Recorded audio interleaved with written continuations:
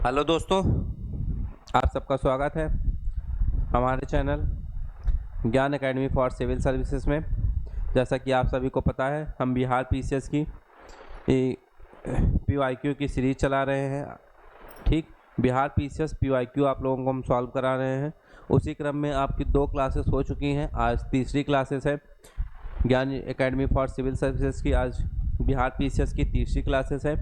तो आप सभी लोग जो भी बच्चे नए जुड़ रहे हैं लाइक शेयर और सब्सक्राइब करेंगे। जो भी बच्चे पुराने ज़्यादा से ज़्यादा शेयर करें अपने दोस्तों को, ठीक है, जिससे इस क्लास का फ़ायदा उन्हें भी मिल सके। आइए शुरू करते हैं।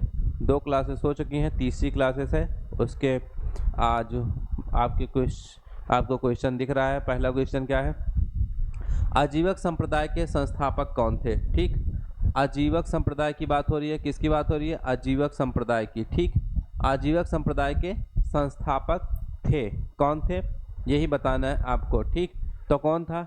आजीवक संप्रदाय के संस्थापक कौन थे? मैखली गोशाल। ये क्या थे? आजीवक संप्रदाय के क्या थे? संस्थापक थे। ये कौन थे? महावीर के शिष्य थे। किसके? महावीर के शिष्य थे। ये मैखली गोशाल किसके? महावीर के शिष्य थे। क्लास कैसी लग रही है आप लोग कमेंट में जरूर बताइएगा। ठीक है, क्या थे ये? महावीर के शिष्य थे, लेकिन बाद में इनका आपस में क्या हो गया? मतभेद हो गया। इनके मतभेद के चलते इन्होंने क्या किया? शिष्यता त्याग दी। शिष्यता त्याग कर क्या हुए? आजीवक नामक स्वतंत्र संप्रदाय की स्थापना की। कौन सी? इन्होंने बाद में शिष्यता त्याग कर आजीवक नामक स्वतंत्र संप्रदाय की स्थापना की। इनका मत क्या था? नियतिवाद। इनका मत क्या था? नियतिवाद कहा जाता है। इनके मत को कौन सा वाद कहा जाता है? नियतिवाद कहा जाता है, जिसके अनुसार क्या है? संसार की प्रत्येक वस्तु भाग्य द्वारा पूर्व नियंत्रित एवं संचालित होती है। इनके मत को कैसा मत कहा जाता है? इनके मत को नियतिवाद कहा जाता है, जिसके अनुसार क्या है? संसार की सारी चीजें पहले से क्या है? पहले से भाग्य द्वारा पूर्व से नियंत्रित एवं संचालित है। आइए अगले क्वेश्चन की तरफ हम लोग बढ़ते हैं। ठीक, अगला क्वेश्चन क्या है? किस शासक द्वारा सर्वप्रथम पाटलिपुत्र का राजधानी के रूप में चयन किया गया? ठीक, तो किस शासक के द्वारा क्या किया गया है? चलिए, किस शासक द्वारा सर्वप्रथम क्या किया गया? पाटलिपुत्र का की जो राजधानी है उसका चयन किया गया। पाटलिपुत्र का राजधानी का रूप में किस शासक के द्वारा चयन किया गया? तो किसके द्वारा किया गया था? उदयन के द्वारा। किसके द्वारा? उदयन के द्वारा सबसे पहले पाटलिपुत्र का राजधानी के रूप में चयन किया गया था। क्लियर है? मेरे ख्याल से आप सभी को कोई भी कंफ्यूजन नहीं होगी। ठीक, किसके द्वारा? उदयन द्वारा। ठीक, अगर किसी भी क्वेश्चन में कंफ्यूजन होगा तो कमेंट में बताइए। ठीक, चलिए इसके बारे में जान लेते हैं। पाटलिपुत्र की स्थापना अजात शत्रु ने। किसने? पाटलिपुत्र की स्थापना किसने? अजात शत्रु ने गंगा और सोन नदी के संगम पर पाटलिपुत्र में एक किला बनाकर की थी। ठीक, कहाँ पर? पाटलिपुत्र की स्थापना अजातशत्रु ने गंगा और सोन नदी के संगम पर पाटलिपुत्र में एक किला बनाकर की थी। उदयन ने, ठीक है, उदयन ने मगध साम्राज्य की राजधानी राजगृह से, ठीक है, उदयन ने क्या किया? मगध साम्राज्य की राजधानी राजगृह से पाटलिपुत्र स्थानांतरित की। यह कैसा था? यह नगर शिशुनाग वंश, ठीक है, यह नगर शिशुनाग वंश, नंद वंश और मौर्य वंश की भी राजधानी रहा है। पाटलिपुत्र किसकी किसकी राजधानी रहा है? पाटलिपुत्र किसकी किसकी राजधानी रहा है? शिशुनाग वंश, नंद वंश और मौर्य वंश की भी राजधानी रहा है। चलिए आगे बढ़ते हैं। Question number next. निम्नलिखित में से किस राजा ने पाटलिपुत्र बसाया था? ठीक, तो अभी मैंने बताया आप लोगों को, निम्नलिखित में से किस राजा ने पाटलिपुत्र बसाया था। तो सेम क्वेश्चन है, चूंकि हम पीवाईक्यू सॉल्व कर रहे हैं तो इसी तरह सेम क्वेश्चन आएंगे, बस पूछने का तरीका अलग रहेगा, तो कंफ्यूज मत होइएगा आप लोग। ठीक है, तो किस राजा ने पाटलिपुत्र बसाया था? उदयन ने। अभी इसके बारे में आपको हमने पूरा एक्सप्लेन कर दिया। किस राजा ने पाटलिपुत्र बसाया? उदयन ने जो है पाटलिपुत्र बसाया था। आइए अगले क्वेश्चन की तरफ बढ़ते हैं। मिलान करना है, सूची 1 को सूची 2 से मिलान करना है। ठीक, आइए देखते हैं। सूची 1 को सूची 2 से मिलान करना है। ठीक, यहाँ पर 2 ऑप्शन आपको दिख रहे हैं। ठीक, ऑप्शन ए और ऑप्शन बी, ऑप्शन सी और डी। ठीक है, हम लोग मिलान कर लेते हैं, अपने हिसाब से ऑप्शन बना लेंगे। ठीक, आइए आइए मिलान करते हैं या फिर ऑप्शन लिख देते हैं। चलिए ऑप्शन सी क्या होगा, 4 3 2 1। ठीक, ऑप्शन सी क्या हो जाएगा, 4 3 1 2 1 है क्या, कोई नहीं, 1 2। ठीक है, 4 3 1 2 हो जाएगा option C, 4 3 1 2। Option D, option D क्या है, ऑप्शन डी है 2 4 1 3। ऑप्शन डी क्या है, 2 4 1 3। ठीक, ये चारों ऑप्शन है आपके सामने। अब हम लोग को आंसर करना है। ठीक है, आप लोग भी कमेंट में आंसर कीजिएगा, खुद को एनालाइज कीजिएगा। ठीक, आइए देखते हैं। आहार की बात हो रही है, आहार ताम्रपाषाण युगीन स्थल और ताम्रपाषाण युगीन सभ्यता स्थलों की बात हो रही है। तो आहार कहाँ से, बनास से हो जाएगा, आहार बनास से। कायथा काली सिंधी, ठीक, कायथा काली सिंधी। स्वालदा, स्वालदा हो जाएगा ताप्ती, स्वालदा ताप्ती। और मालवा नर्मदा, ठीक, मालवा नर्मदा। कौन सा ऑप्शन सही हो जाएगा, option C, option C is the right answer, option C is the right answer. मेरे ख्याल से कोई कंफ्यूजन नहीं है आप लोगों को। ठीक, चलिए आगे बढ़ें, चारों ऑप्शन क्लियर हैं। आइए नेक्स्ट क्वेश्चन की तरफ बढ़ते हैं। पाटलिपुत्र में बुलाई गई जैन संगीति के अध्यक्ष कौन थे। ठीक, तो कहाँ की बात हो रही है, फिर से पाटलिपुत्र की बात हो रही है, फिर से पाटलिपुत्र की बात हो रही है। पाटलिपुत्र में बुलाई गई प्रथम कौन सी जैन संगीति, प्रथम जैन संगीति की बात हो रही है। ठीक, प्रथम जैन संगीति के अध्यक्ष कौन थे, प्रथम जैन संगीति के अध्यक्ष कौन थे, कौन थे, स्थूलभद्र। ठीक, प्रथम जैन संगीति के अध्यक्ष कौन थे, स्थूलभद्र थे। पाटलिपुत्र में प्रथम जैन संगीति जो सभा बुलाई गई थी उसका आयोजन कब, चतुर्थ शताब्दी में। कब हुआ था, चतुर्थ शताब्दी ईसा पूर्व में। कब, चतुर्थ शताब्दी ईसा पूर्व में हुआ था, जिसके अध्यक्ष स्थूलभद्र थे। इस सभा में जैन धर्म के कितने, 12 अंगों का संकलन किया गया था। कितने, इस सभा में जैन धर्म के 12 अंगों का संकलन किया गया था। इस सभा में जैन धर्म के 12 अंगों का संकलन किया गया था। कितने, 12 अंगों का, कितना, 12 अंगों का संकलन किया गया था इस सभा में। चलिए अगले क्वेश्चन की तरफ बढ़ते हैं हम लोग। आइए देखते हैं क्वेश्चन नंबर 7। किस शासक ने अपनी राजधानी पाटलिपुत्र में स्थानांतरित की थी। फिर से सेम क्वेश्चन है, किस शासक ने अपनी राजधानी पाटलिपुत्र में स्थानांतरित की थी। सोचिए, लेटेस्ट क्वेश्चन है, 65 बीपीएससी री एग्जाम 2020 का क्वेश्चन है ये। सोचिए क्वेश्चन किस तरह से रिपीट हो रहे हैं बार बार। तो किसकी बात हो रही है, उदयन की बात हो रही है, फिर से उदयन की बात हो रही है। अभी हमने उदयन के बारे में बात की कि मगध के हर्यक वंश के शासक उदयन, कौन, उदयन ने गंगा और सोन नदी के संगम पर किसकी, पाटलिपुत्र और कुसुमनगर, पाटलिपुत्र या फिर कुसुमनगर में राजगृह में। ठीक है, कहाँ पर, राजगृह से अपनी राजधानी स्थानांतरित की थी। कहाँ से, राजगृह से अपनी राजधानी स्थानांतरित करके पाटलिपुत्र बनाई थी। चलिए, विश्व का पहला गणतंत्र वैशाली में किसके द्वारा स्थापित किया गया। किसकी बात हो रही है, विश्व का जो पहला गणतंत्र था वैशाली में किसके द्वारा स्थापित किया गया था। किसकी बात हो रही है, विश्व का पहला गणतंत्र वैशाली में किसके द्वारा स्थापित किया गया। तो किसके द्वारा स्थापित किया गया, सभी लोग बताएंगे, किसके द्वारा, लिच्छवी। ठीक, किसके द्वारा, लिच्छवी के द्वारा स्थापित किया गया। विश्व का पहला गणतंत्र वैशाली में लिच्छवी के द्वारा स्थापित किया गया। वैशाली के लिच्छवियों ने क्या किया था, वैशाली के लिच्छवियों ने विश्व में पहला गणतंत्र स्थापित किया था।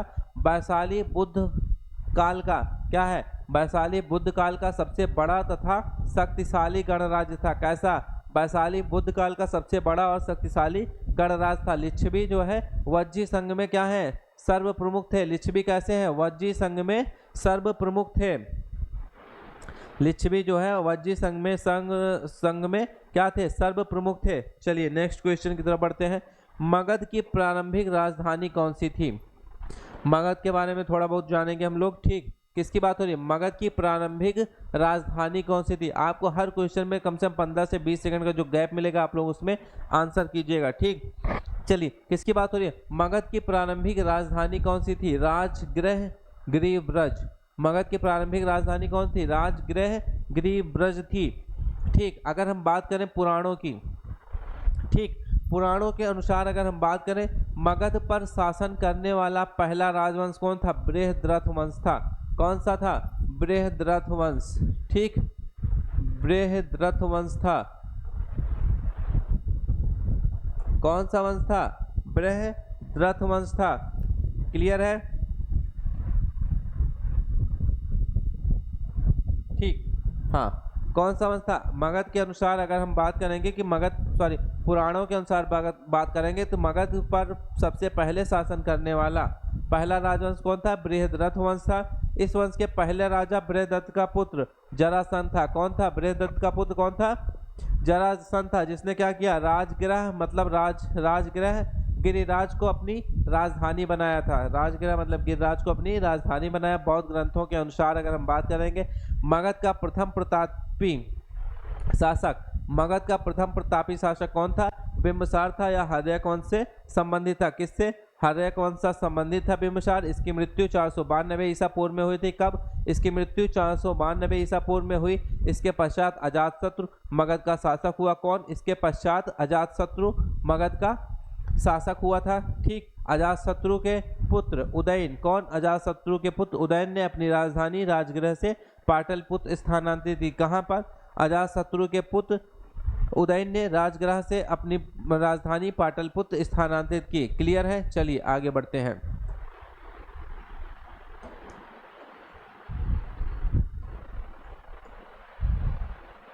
मगध शासक का चिकित्सक कौन था?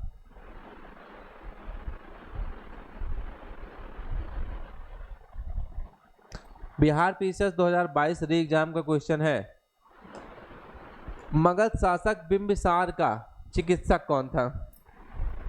किसकी बात हो रही है? बिंबिसार की बात हो रही है। ठीक, तो मगध शासक बिंबिसार का चिकित्सक कौन सा था ये बताना है। तो चलिए, मगध शासक बिंबिसार का चिकित्सक कौन था? जीवक था। कौन? जीवक था। 67 बीपीएससी प्री री एग्जाम 2022 का क्वेश्चन है। कब का? 67 बीपीएससी री एग्जाम 2022 का क्वेश्चन है। मगध शासक बिंबिसार का चिकित्सक कौन था? जीवक था। मगध शासक का चिकित्सक जीवक था। बिंबिसार ने उसे अवंती नरेश चंद्र प्रदोत के इलाज के लिए भेजा था। किसके लिए? चंद्र प्रदोत के इलाज के लिए भेजा था। किसने? अवंती नरेश। ठीक है, अवंती नरेश चंद्र प्रदोत के इलाज के लिए भेजा था। किसने? बिंबिसार ने। अजातशत्रु के वंश का नाम क्या था? अजातशत्रु के वंश का नाम क्या था? ये शायद आप सभी लोग इसका आंसर कर लीजिए, क्योंकि हमने कई बार बता दिया, इसके बारे में कई बार बात हो चुकी है अभी क्वेश्चन में, कई क्वेश्चन में। तो अजातशत्रु के वंश का नाम क्या था? हर्यक वंश। किस वंश का था अजातशत्रु? हर्यक वंश का था। मगध का शासक था। कहाँ का? मगध का शासक अजातशत्रु। कब से कब तक? 492 से। ठीक, 492 से 460 ईसा पूर्व तक। क्लियर? 492 से 460 ईसा पूर्व तक। ठीक, 492 से 460 ईसा पूर्व तक था। इसने क्या किया? अपने पिता एवं हर्यक वंश के संस्थापक किसकी? बिंबिसार की हत्या कर दी। इसने अपने पिता और हर्यक वंश के संस्थापक बिंबिसार की हत्या करके क्या किया? राजगद्दी पर बैठा। ठीक था। उसके बाद इसकी हत्या भी किसने की? इसकी हत्या भी इसके पुत्र उदयन ने की। इसकी हत्या भी इसके पुत्र उदयन ने की थी। ये कौशांबी के वत्स राजा उदयन से क्या है? उदयन से। ठीक है, इसके पुत्र ने भी इसकी हत्या कर दी थी। ठीक है, उदयन ने भी अजातशत्रु की हत्या कर दी थी। क्लियर है? आगे बढ़ते हैं। सैंड्रोकोटस से चंद्रगुप्त मौर्य की पहचान किसने की? किसकी बात हो रही है? सैंड्रोकोटस की। सैंड्रोकोटस से चंद्रगुप्त मौर्य की पहचान किसने की? ठीक, बताइए। 2008 बिहार पीसीएस का क्वेश्चन है। किसकी बात हो रही है? सैंड्रोकोटस की बात हो रही है। सैंड्रोकोटस से चंद्रगुप्त मौर्य की पहचान किसने की थी? किसने की थी? विलियम जोन्स ने। Option A is the right answer. ठीक, किसने की? विलियम जोन्स ने। सैंड्रोकोटस से चंद्रगुप्त मौर्य की पहचान किसने की? विलियम जोन्स ने की। विलियम जोन्स कौन था? विलियम जोन्स पहला विद्वान था जिन्होंने सैंड्रोकोटस की पहचान मौर्य शासक चंद्रगुप्त मौर्य से की है। किसकी? मौर्य शासक चंद्रगुप्त मौर्य से की। ठीक, क्लियर। आगे बात करते हैं। एरियन और प्लूटार्क ने, ठीक, एरियन और प्लूटार्क ने चंद्रगुप्त मौर्य को, ठीक, क्या किया, एरियन और प्लूटार्क ने चंद्रगुप्त मौर्य को एंड्रोकोटस के रूप में वर्णित किया है। किसने, एरियन और प्लूटार्क ने चंद्रगुप्त मौर्य को एंड्रोकोटस के रूप में वर्णित किया, जबकि जस्टिन ने, किसने, जस्टिन ने सैंड्रोकोटस के रूप में, ठीक, जस्टिन ने सैंड्रोकोटस के रूप में चंद्रगुप्त मौर्य के रूप में चंद्रगुप्त मौर्य को और सिकंदर महान की भेंट का उल्लेख किया है। किसमें, सैंड्रोकोटस, ठीक है, जस्टिन ने किसमें, सैंड्रोकोटस से। सैंड्रोकोटस मतलब चंद्रगुप्त मौर्य। क्लियर है। चलिए आगे बढ़ते हैं अगले क्वेश्चन की तरफ।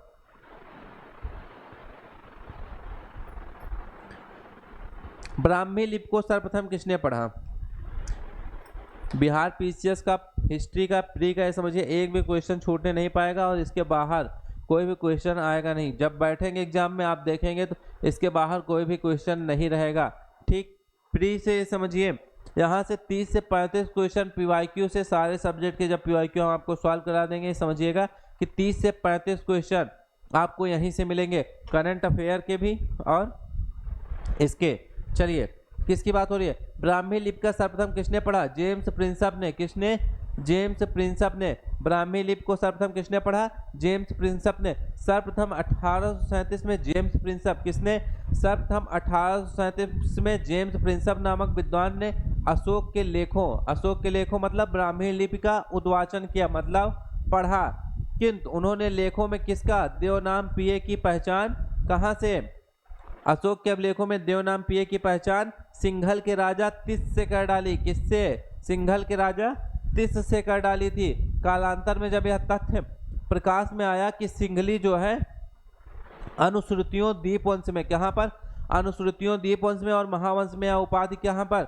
अशोक के लिए प्रयुक्त की गई है। इसलिए फिर क्या हुआ, वर्ष 1915 में मास्की में, कहाँ पर? वर्ष 1915 में मास्की, कर्नाटक से जो प्राप्त लेख हैं, कहाँ से? कर्नाटक से जो प्राप्त लेख है उसमें अशोक का नाम भी पढ़ लिया गया। किसका? अशोक का नाम भी उसमें पढ़ लिया गया था। क्लियर। आइए आगे बढ़ते हैं।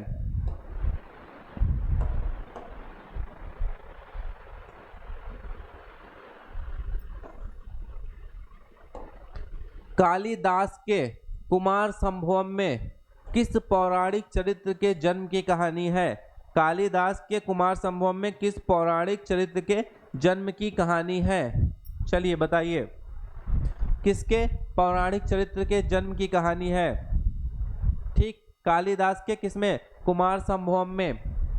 किसकी कहानी है? किसके जन्म की कहानी है? कार्तिकेय के। किसके? कार्तिकेय के जन्म की कहानी है। कालिदास के संस्कृत महाकाव्य, किसमें? कालिदास का जो संस्कृत महाकाव्य है कौन सा? कुमार संभवम में भगवान शिव और देवी पार्वती के पुत्र, किसके? भगवान शिव और देवी पार्वती के पुत्र, देवी पुत्र किसका? कार्तिकेय का।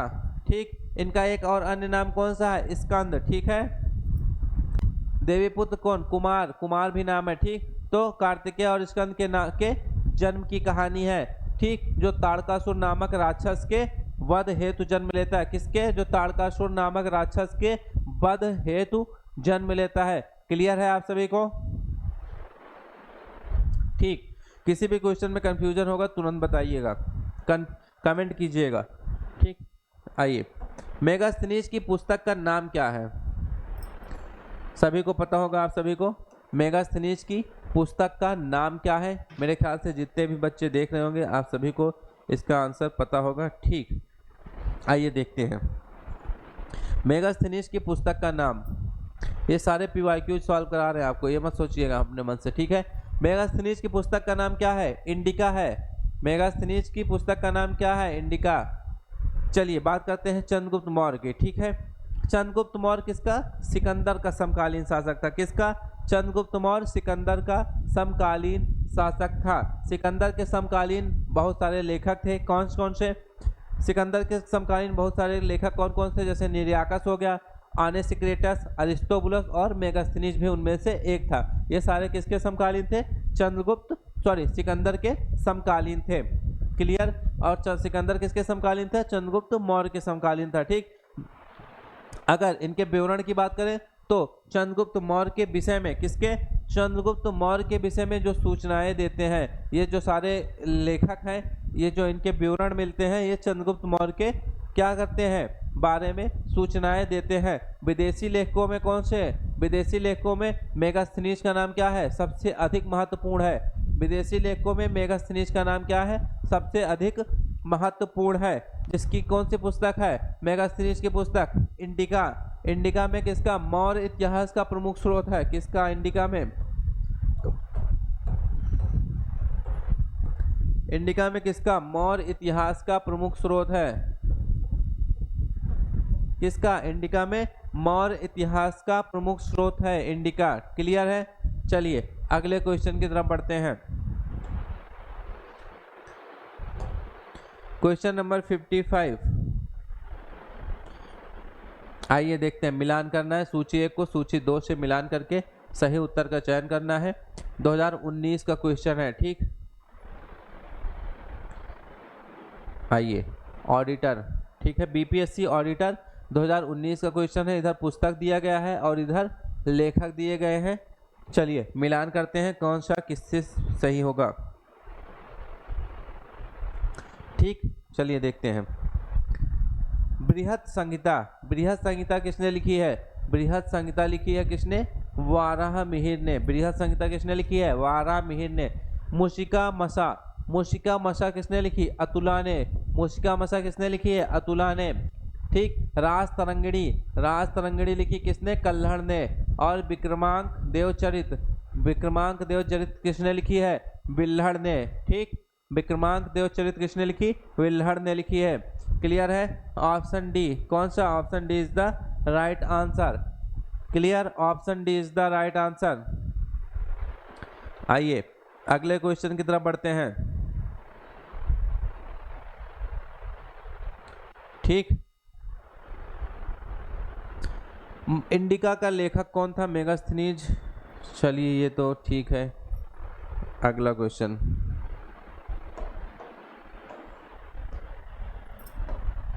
मेगास्थनीज से रिलेटेड कई सारे क्वेश्चन आए हैं। इंडिका के लेखक के बारे में एक बार आ ही चुका, फिर से उसी को रिपीट करके पूछा, ठीक। चलिए मेगास्थनीज इंडिका के लेखक, ठीक। मेगास्थनीज दूत था। चलिए इसको बताइए आप लोग, मेगास्थनीज किसका दूत था, ठीक। 2017 का क्वेश्चन है, बिहार पीसीएस प्री 2017 का क्वेश्चन है। मेगास्थनीज दूत था किसका, मेगास्थनीज किसका दूत था, सेलुकस का। मेगास्थनीज सेलुकस का दूत था।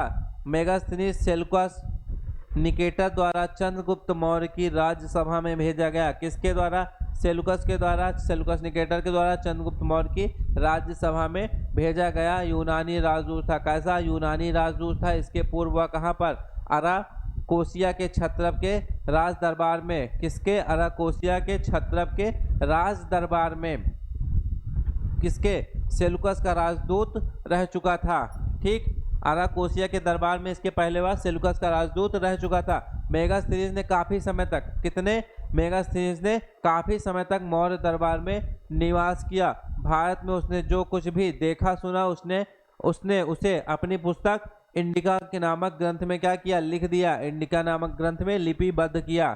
क्लियर है। चलिए आगे बढ़ते हैं। अंतिम मौर्य सम्राट,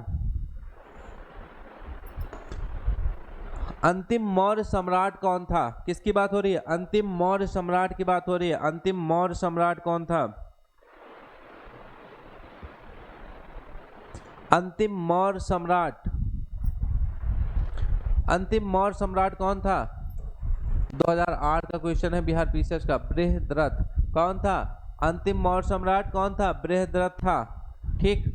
बृहद्रथ की हत्या कौन, इसके सेनापति पुष्यमित्र शुंग ने की थी, ठीक। बृहद्रथ की हत्या किसने की थी, पुष्यमित्र शुंग ने। उसके बाद शुंग वंश चल गया था। फिर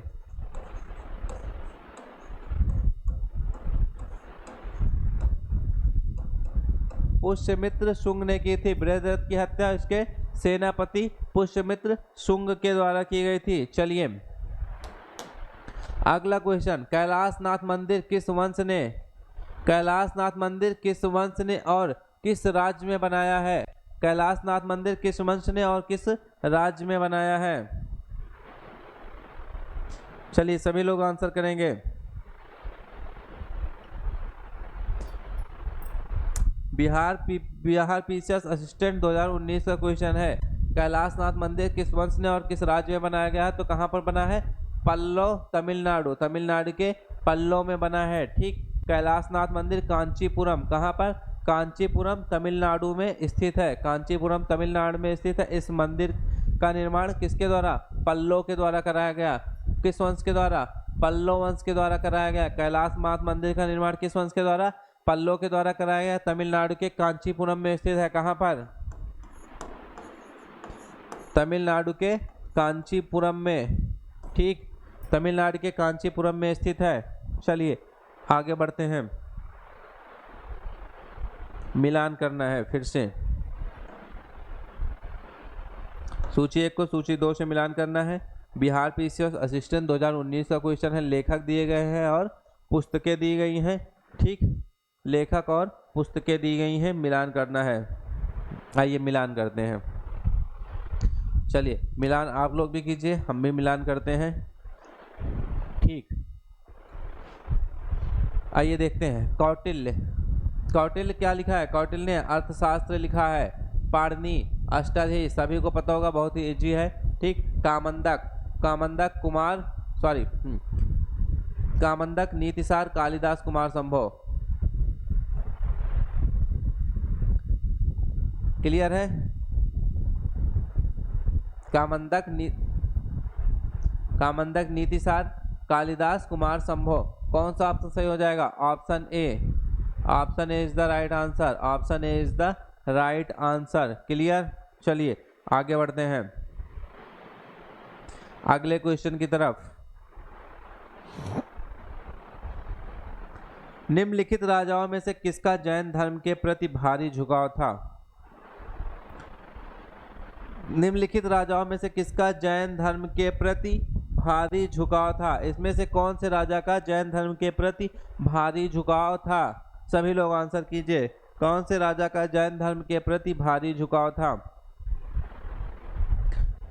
चलिए देखते हैं कौन से राजा का जैन धर्म के प्रति भारी झुकाव था। तो किसका था? खारवेल का।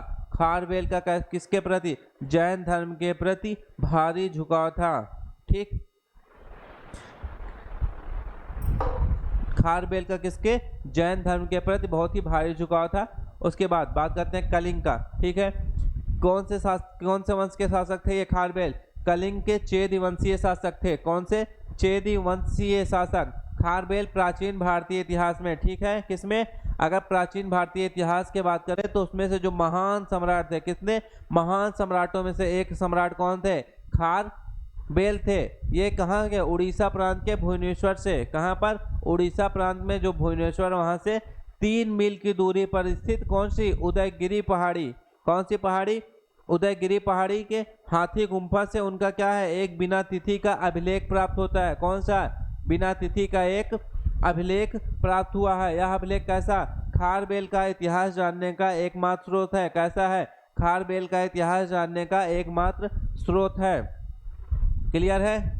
ठीक, इसका जैन धर्म के प्रति क्या है? बहुत ही अधिक झुकाव था। हाथी गुम्फा अभिलेख कहाँ पर? प्राकृत भाषा में। किस भाषा में है? हाथी गुम्फा अभिलेख किस भाषा में है? प्राकृत भाषा में है। क्लियर है? हाथी गुम्फा अभिलेख किस भाषा में है? प्राकृत भाषा में है। मेरे ख्याल से आप सभी को क्लियर है। किसी भी क्वेश्चन में अगर किसी भी प्रकार का डाउट होगा तो कमेंट में बताइएगा। आप सभी का बहुत बहुत धन्यवाद हमारे साथ जुड़े रहने के लिए। ठीक, जो भी बच्चे जुड़ रहे हैं प्लीज़ लाइक शेयर और सब्सक्राइब कीजिए। अगर चैनल पर नए हो तो चैनल को सब्सक्राइब कीजिएगा। चैनल को देख रहे हैं तो शेयर कर दीजिएगा और चैनल को लाइक कर दीजिएगा। क्लास अच्छी लग रही है तो लाइक कर दीजिएगा। धन्यवाद। मिलते हैं फिर नेक्स्ट क्लास में।